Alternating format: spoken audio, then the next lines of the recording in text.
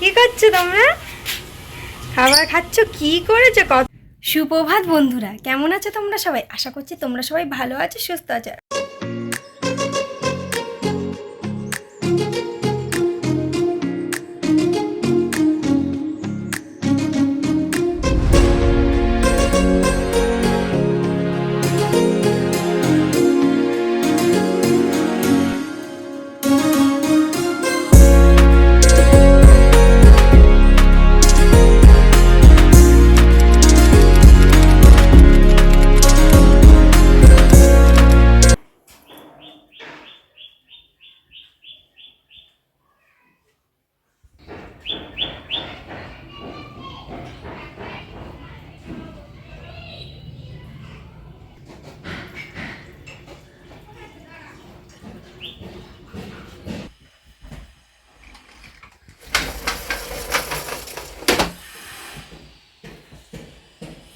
সুপ্রভাত বন্ধুরা, কেমন আছো তোমরা সবাই? আশা করছি তোমরা সবাই ভালো আছো, সুস্থ আছো। আর আমরাও কিন্তু তোমাদের ভালোবাসা অনেক অনেক ভালো আছি। রাইটুক্স ব্লগে আর একটি নতুন ভিডিওর সাথে তোমাদের সবাইকে ওয়েলকাম আর অনেক অনেক ভালোবাসা জানিয়ে আবার আমি একটা নতুন ব্লগ নিয়ে সকাল সকাল তোমাদের কাছে চলে এসেছি। আশা করছি তোমাদের ভালো লাগবে। ভিডিওটা দেখতে থাকো, সারাটা দিন আমার সঙ্গে থাকো।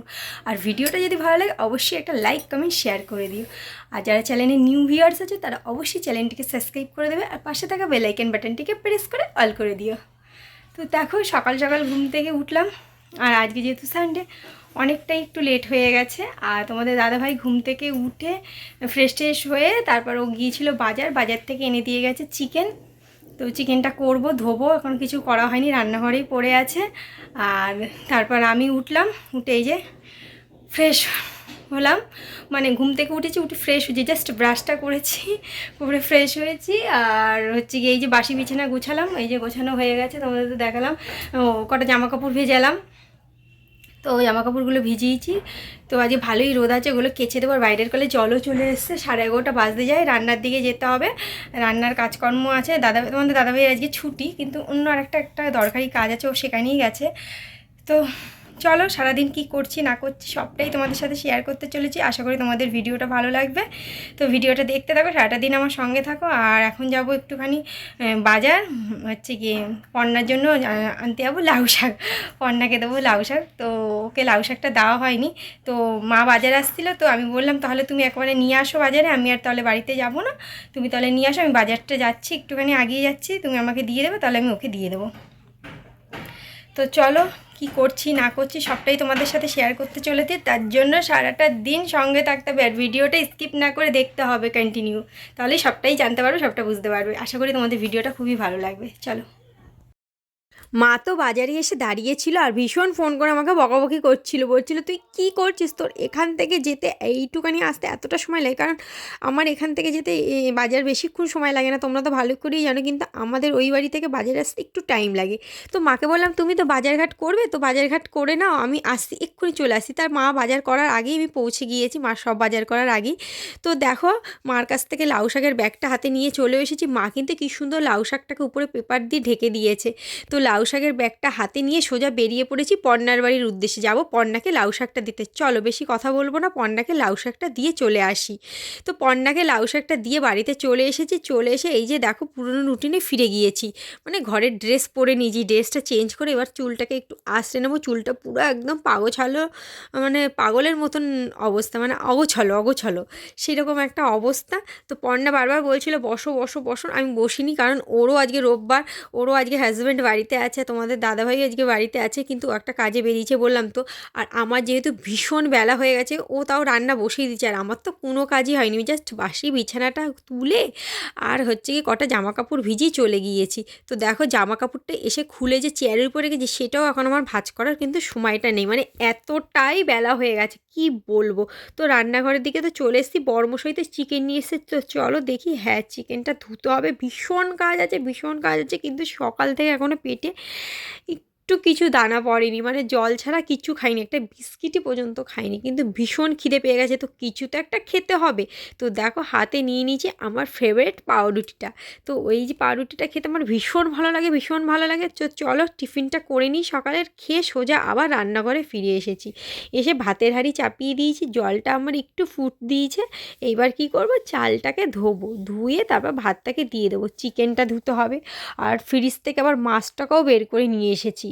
তো চলো চালটাকে আগে ভালো করে ধুয়ে নিই, একের পর এক সব কিছু টুকটুক টুকটুক করে ধুতে হবে। আর মাছটা ফ্রিজ থেকে বের করিয়েছি, বরফ জমে গেছে, তো মাছটা আর রাখবো না। মাছটা ভাবছি কিছু একটা করে ফেলবো, কিন্তু মাছটা দিয়ে কী রেসিপি করব সেটা এখনও ডিসাইড করে উঠতে পারিনি। তো কিছু তো একটা করতে হবে, খেয়ে নিতে হবে। তো আজকে ভাবছি এই চিকেন করব আর মাছ করব, দেখি আর যদি হাতে সময় থাকে তাহলে অন্য কিছু করা যাবে, কারণ ভীষণ বেলা হয়ে গেছে, কাঁচাও ভিজিয়ে ফেলেছি রোদ দেখে। কিন্তু এটাই বোকামো করলাম, না কাঁচা ভিজালে ভালো হতো, কিন্তু রান্না বসিয়ে ফাঁকে ফাঁকে গিয়ে কাচতে হবে, এই করতে হবে, আর কিচ্ছু করার নেই। তো চলো, জল তো ফুটে গেছে, এইবার চালটা দিয়ে দিই, দিয়ে বাইরের কলের দিকে যাওয়া যাক।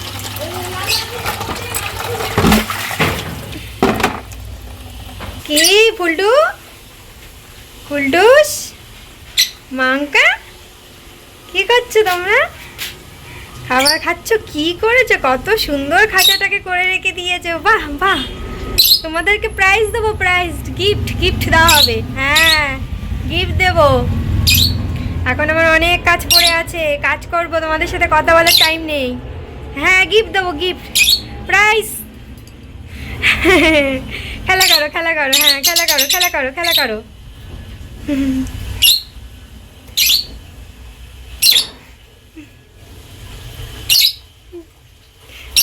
ঠিক আছে, ঠিক আছে, আর ঝগড়া করতে হবে না, নাও খেলা করো। হ্যাঁ, কাজ করছিলাম, কাজ করছিলাম, ঠিক আছে, টাটা।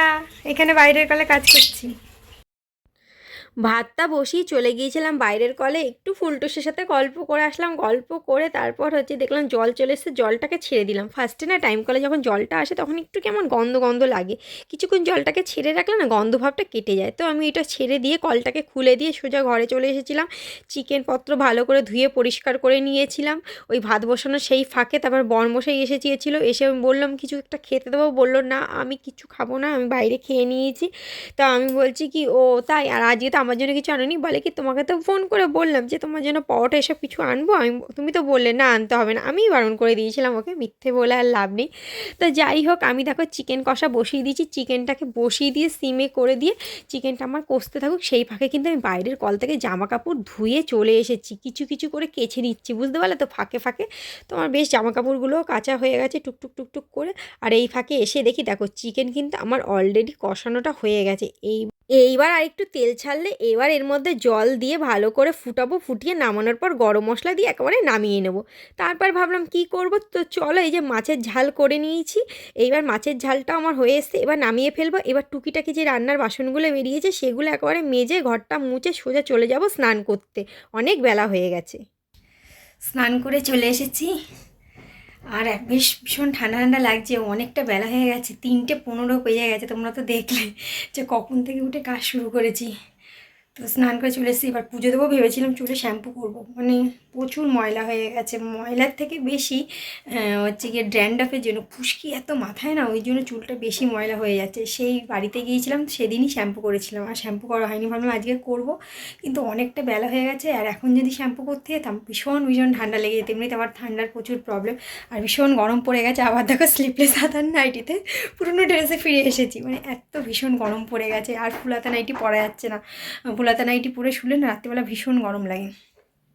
তো এই যে পুরনো ড্রেস, পুরনো রুটিনে আবার ফিরে গেলাম, এই যে পরে নিয়েছি।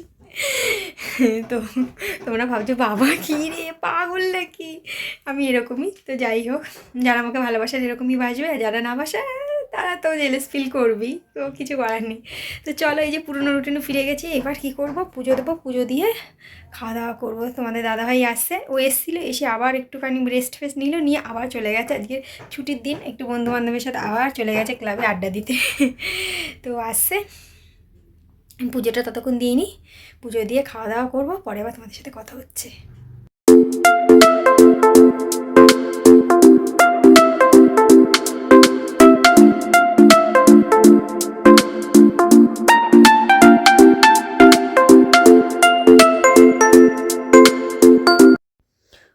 দেওয়ার পর তারপর আর তোমাদের সাথে কোনো ভিডিও ক্লিপ শেয়ার করা হয়নি, একেবারে সোজা চলে এসেছি রাত্রেবেলা। এই দেখো কর্তাগিন্নি দুজনে মিলে কী বই দেখছি, আমি একদম দেখছি না, আমি মোবাইলই ঘাটাঘাটি করছিলাম। তারপর ভাবলাম এই কী বই দেখছে, স্পাইডারম্যান, চলো তোমাদের সাথে একটুখানি ভিডিও ক্লিপ করে শেয়ার করা যাক। আমার বরটা বাড়িতে থাকলে এই সমস্ত বই দেখে।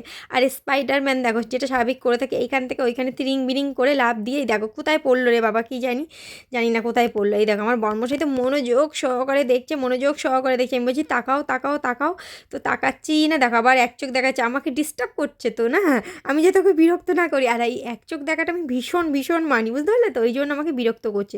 তো ভীষণ গরম পড়ে গেছে, এই যে রাত বলে এখন তাই জন্য একটু গায়ে চাদরটা দিয়েছি, কিন্তু নাহলে ভীষণ ভীষণ গরম পড়েছে বলেই পুরোনো রুটিনে ফিরে যেতে হয়েছে, ওই স্লিপলেস হাতা নাইটিটা পরতে হচ্ছে। তো তোমাদের দাদাভাই বলছিল পাকা ছালাই, আমি বলছি একদম পাকায় হাত দেওয়া যাবে না। আর ভিডিওটা বেশি বড় করলাম না, চলো আজকে ভিডিওটা এখানেই শেষ করছি। সবাই ভালো থেকে সুস্থ থেকো, দেখা হচ্ছে খুব তাড়াতাড়ি নেক্সট ভিডিওর সাথে, টাটা।